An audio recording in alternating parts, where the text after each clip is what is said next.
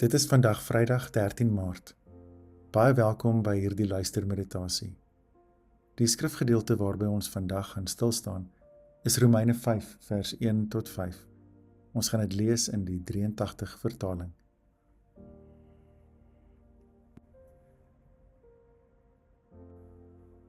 Voor ons dit gaan lees, wil ek jou nooi om waar jy is, 'n paar keer lekker diep asem te haal om tot rus te kom. En wanneer jy gereed is, om jou oë toe te maak.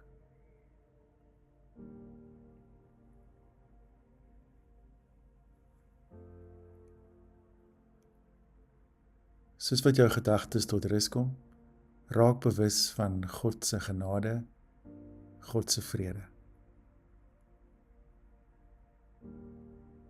Ontvang die geskenk van genade en vrede.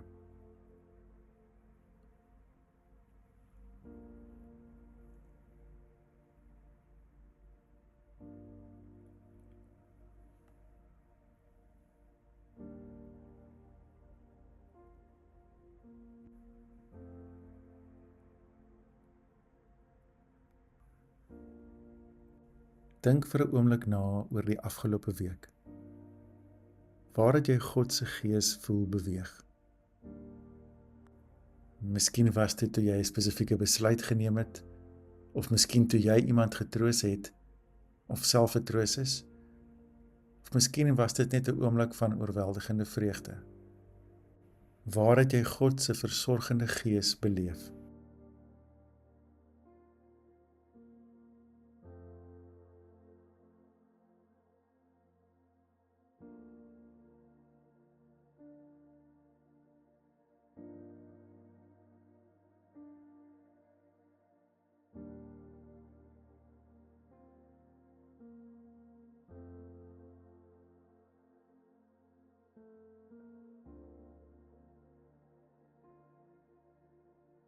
Here God, van sonsopkoms tot skemer sien ek U sorg.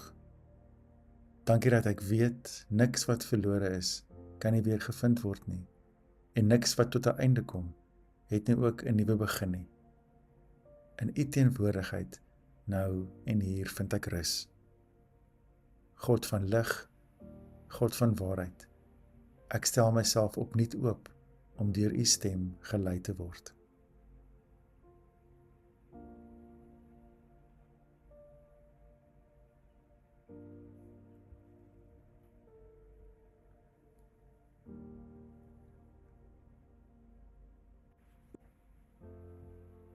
Romeine 5 vers 1. God het ons dan nou vrygespreek deurdat ons glo. Daarom is daar nou vrede tussen ons en God, deur ons Here Jesus Christus.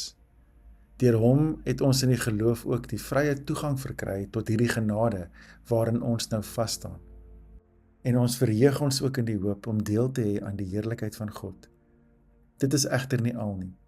Ons verheug ons ook in die swaar kry.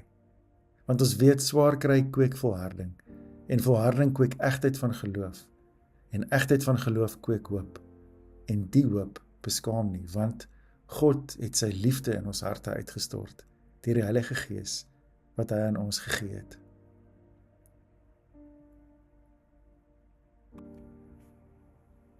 Paulus praat hier net soos Paulus kan op 'n passievolle manier oor die betekenis dat God deur sy genade werk in ons lewe. Wat het jy vandag gehoor in hierdie teksgedeelte? Watter woord of gedagte het met jou gepraat?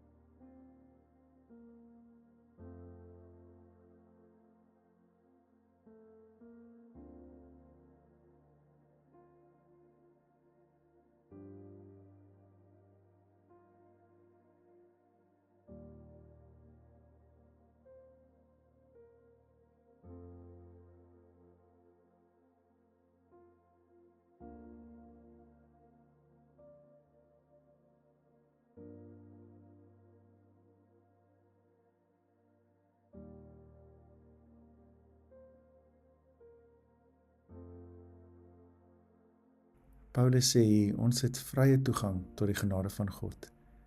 Hy sê ons verheug ons daarin, want ons het deel in die heerlikheid van God op aarde. En dan sê hy, dit kom deur volharding in geloof. Ek dink volharding in geloof is om saam te bou aan God se wêreld, om sy genade na iets te laat lyk. Dit is soos ambagsmanne wat 'n kathedraal bou, wat weer die werk gaan voortleef lank na hulle nie meer daar is nie. Want die kathedraal gaan waarskynlik nie in hulle leeftyd reeds klaar gebou wees nie. Dis die volharding waarvan Paulus praat. Ons word gedra deur die getuienis en lewens van die wat voor ons daar was, wat volhard het sodat ons so kan wees waar ons nou is. En dit maak dat ons kan voortgaan dag na dag, ten spyte van onsekerhede en oorloë en misoeste, en dat ons nie moeg word om goed te doen nie. So geloof word nie afgeskrik deur die gedagte dat ons nie hierdie kathedraal in sy volle glorie in ons leeftyd gaan sien nie. Want ek en jy help bou aan God se toekoms. Ja, natuurlik is elkeen van ons vir God belangrik, maar hierdie werk en ons lewe gaan nie net oor ons nie, en is nie net vir ons nie, maar ook vir elke mens wat hierdie aarde eendag nog hul huis gaan noem. En dan raak God se genade iets waarin ek vir 'n klein tydjie die voorreg het om aan deel te neem. En ja, ons kan getuig ook dat so geloof by tye mismoedig word. Wanhoop steek sy kop uit in ons hart, en die pyn van die dood sal ons bly ontstel.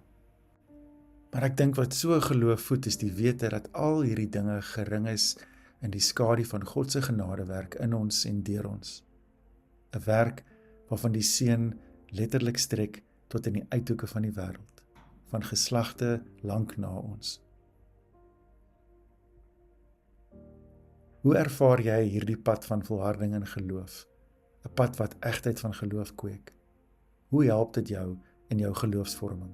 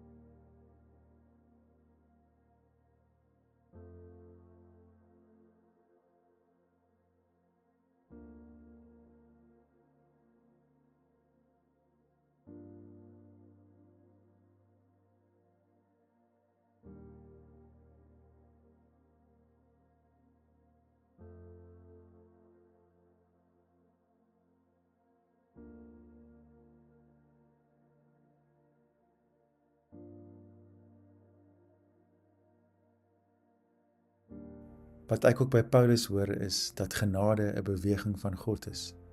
Dis nie iets wat ek self bewerk of aan die gang hou nie, maar iets waarin God ons intrek en innooi. God is reeds daar, voor ons vra, voor ons glo, selfs voor ons weet ons het hom nodig. Dis amper soos 'n lig wat ons aan die ander kant van die horison sien, nog voor die lig deur die horison breek. En die goeie nuus is, ons is deel van hierdie beweging in geloof. Geloof nie in die sin van sterk onbeweegbare sekerhede of net 'n stel oortuigings nie. Geloof in die sin dat ek weet, wanneer ek my hand uitsteek, sal God dit vat. Nog voor ek dit eintlik uitsteek, het hy dit reeds gevat. Soms is dit 'n vaste vertroue, soms is dit maar net 'n fluistering, 'n vraag, 'n twyfel.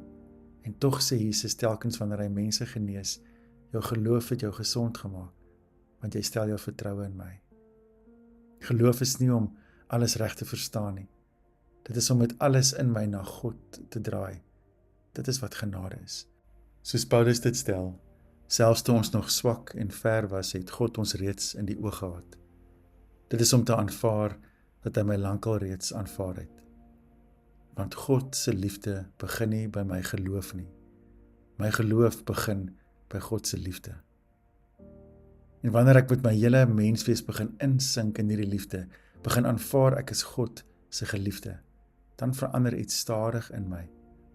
Dan begin sy liefde my nuut maak, vry maak, oopmaak, om verder as net my eie lewe te kyk.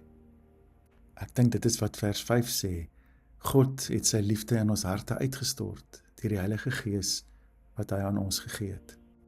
En dit is genade wat heilig maak, wat ons nuut maak vir elke nuwe dag, ook vir hierdie dag.